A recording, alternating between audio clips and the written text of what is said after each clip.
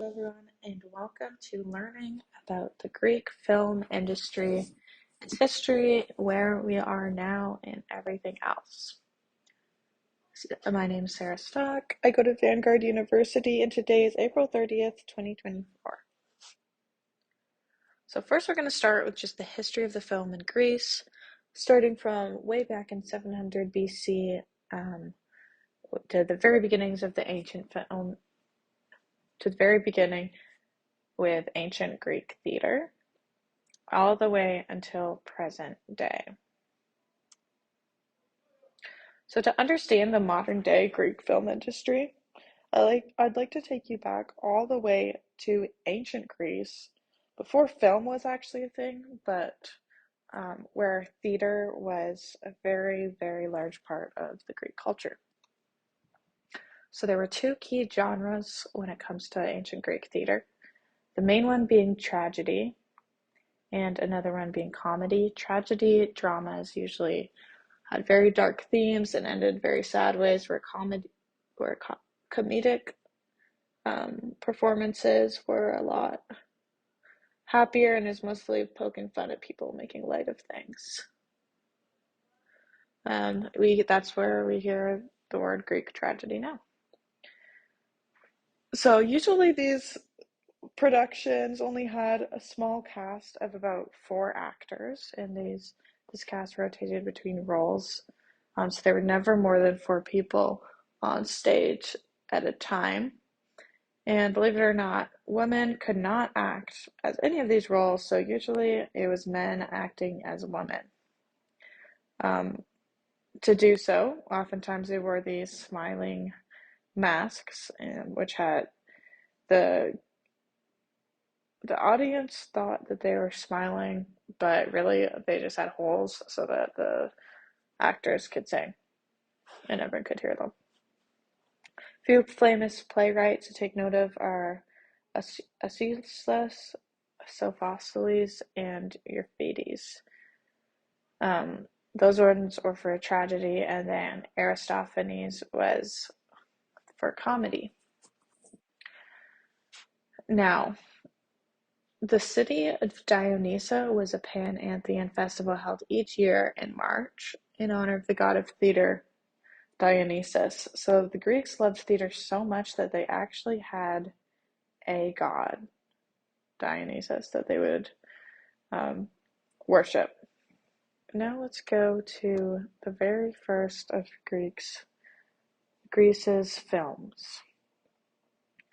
So it started off pretty early with their very first film in 1897, which is just a small movie about the unofficial Olympics games in Athens. All of their first films were silent. The industry was actually born from the Menachia brothers, named Yanaki and Milton. But at this time, Greece wasn't even actually Greece, really. It was part of the Ottoman Empire that had been invaded by the Ottomans. But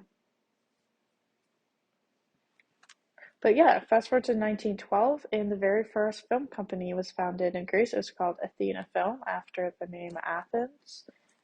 But productions were very limited to just newscasts and documentaries only, and this was during World War II. The very first successful film of the film industry was Viller in the Women's Baths of Philario, which is basically a silent slapstick comedy. I watched part of it. It was really funny. I'm going to show a clip of it right now.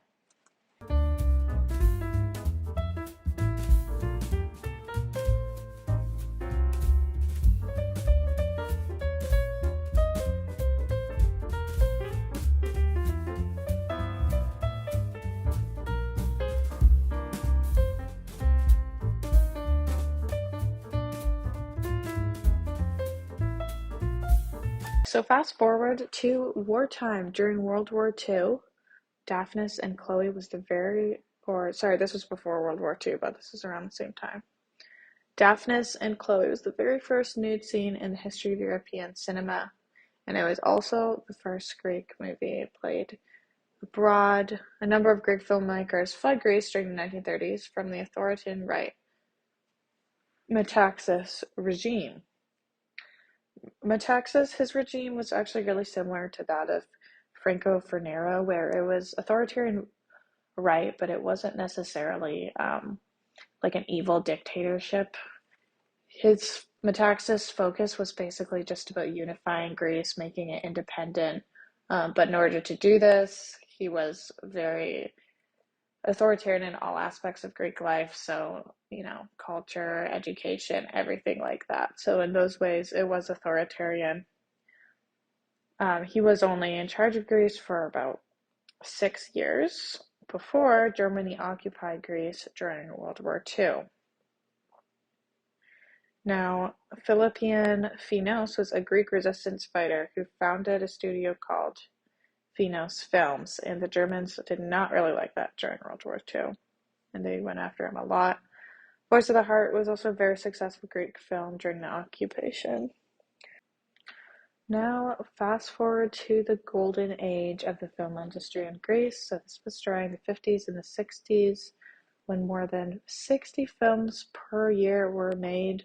This is when the Greek film industry was doing very well.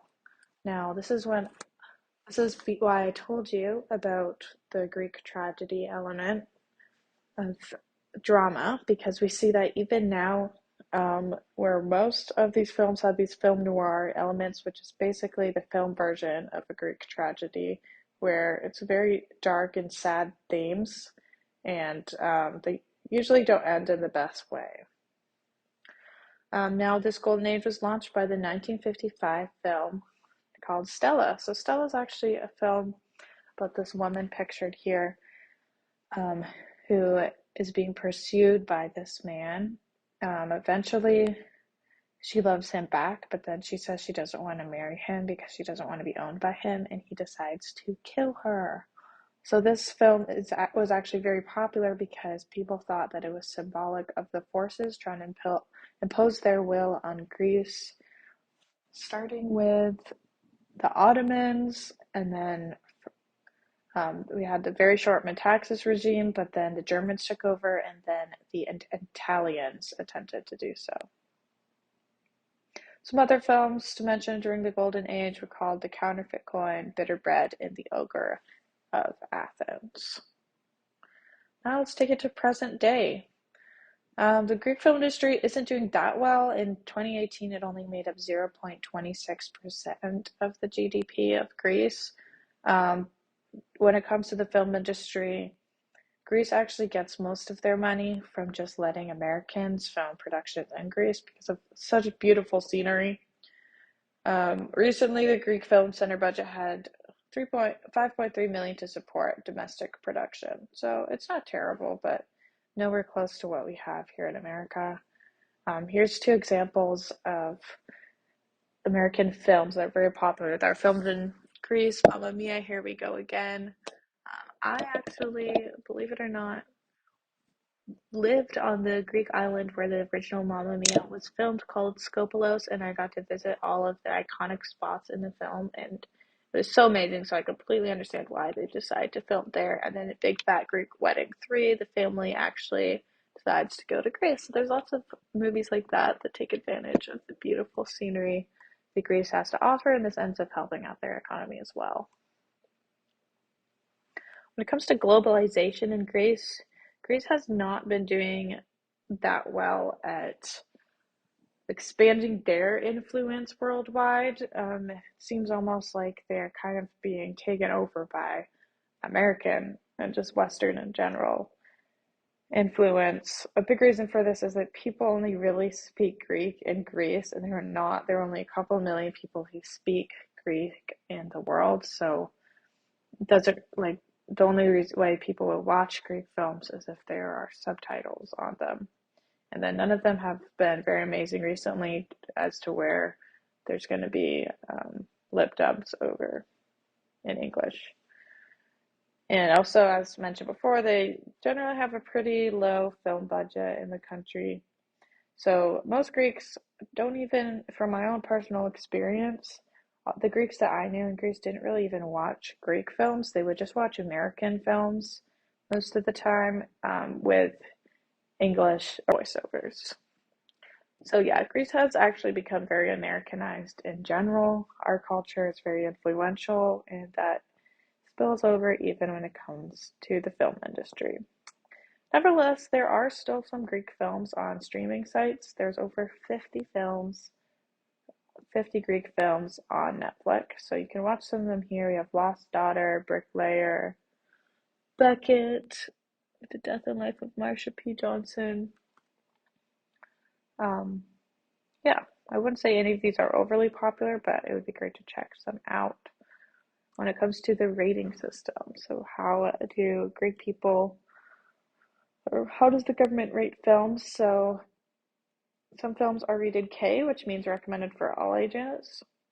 8 is recommended for people aged 8 and over, and it can only air a half hour after the kid-friendly zone. So there's certain times in the night, where cable TV is allowed to air adult films versus kid-friendly films. And this is actually very helpful to parents because they know they're not going to let their kids watch TV unsupervised unless it's during the kid-friendly time. 12 means that the film is recommended for people aged 12 and over, and it can only air from 9:30 or 10 until 6 a.m. So all night, but not during the day. 16 is also recommended for people aged 16 and over, and it can only air from 11 p.m. to 6 a.m. So if you want to watch a more raunchy movie or something, you got to stay up till 11 p.m. in Greece. And then 18 means that it's recommended for people aged 18 over and can only air from 1 a.m. until 6 a.m. So I found this pretty interesting that there's different times of the day for different age categories in Greece. Um, but yeah, when it comes to movie theaters and stuff like that, there's no limits where you have to show an ID or anything like that to watch the certain film. So yeah, I hope you enjoyed learning as much about the Greek film industry as I enjoyed talking about it and learning alongside you. If you ever get a chance to watch a Greek film, they're pretty amazing. And if you ever get a chance to visit Greece one day, you should definitely do so. Thank you.